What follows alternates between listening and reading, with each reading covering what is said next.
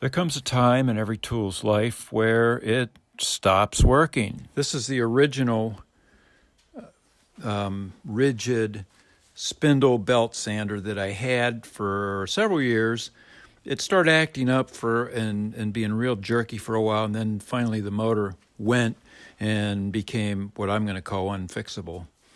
So at the time I started looking for an alternative, what I finally came up with was a Makita 4x24 belt sander, variable speed and good dust collection, and I installed it into the original table to benefit from the tilt of the Ridgid table. And so before that, though, the plan was to put a Porter cable into that table, or just to actually make a really nice bracket for it, because I had always had this really rough bracket that I threw together, and it got the job done. It was very small, could hang it on the wall, could toss it in the back of the car and go somewhere and use the belt sander as a as a stationary tool, sort of. You might see I was going to do something like what I did for a friend of mine's Black & Decker, and you can kind of see this belt sander in action. I mean, if you're looking to build something like this, I'd suggest watching the build by TehDoor, and I'll put the link to that down below.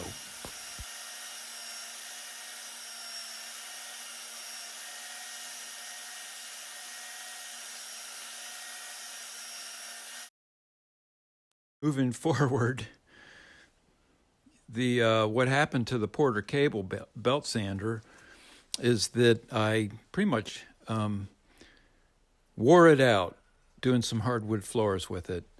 It got to the point where it became screaming loud, and really I looked at fixing it. I took it apart. I looked at changing bearings on it, and then I just scrapped the idea and said, you know what, let's get another belt sander.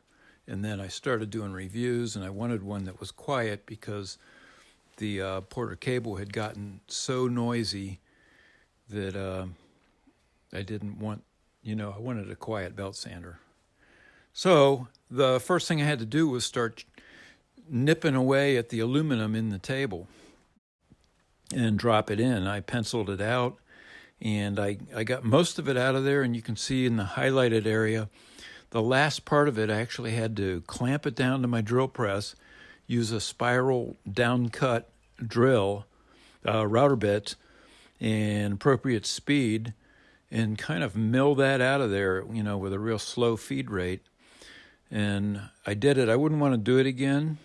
I don't like doing that kind of thing. But that material had to come out of there so that the sander would fit down into the base.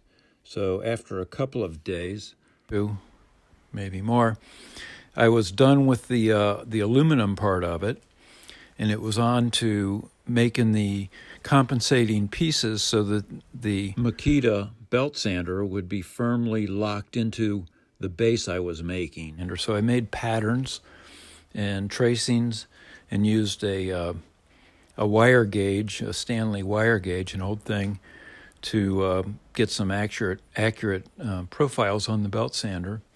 Drew them out on paper, traced them onto 1/2-inch plywood mostly, and then went to work fitting and adjusting and fitting and adjusting and fitting and adjusting.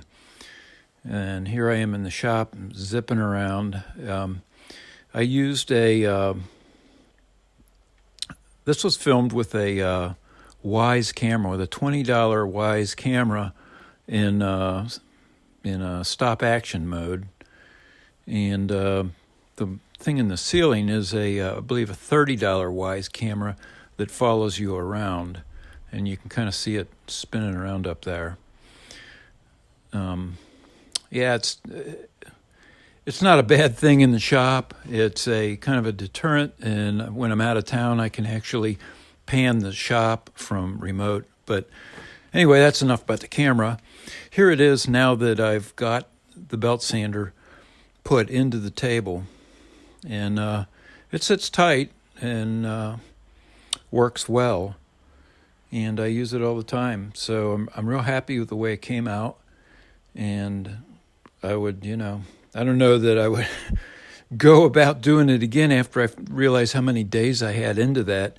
It would have been easier for me to build one out of plywood, maybe from the ground up, along the lines of the TehDoor model. So I'm just going to whip through this really quick as to why I built it the way I did. One was made out of an old ping pong table, but it drops in and it just gives me a bigger surface to work off of. And if I need the full belt, I just take it right off. Two, it drops in and out of this frame very easily and becomes just a regular belt sander. And when it's in the frame, it sits plenty tight to sand up against. There. Three, I think I'll cover this a little bit later, but I used half-inch bolts with I don't know, about a 6-inch thread in them, and I put the spindles on it, and so I keep them available. I have just a paintbrush down here on a magnet to keep it clear, and every once in a while the eraser for this. So that's the unit.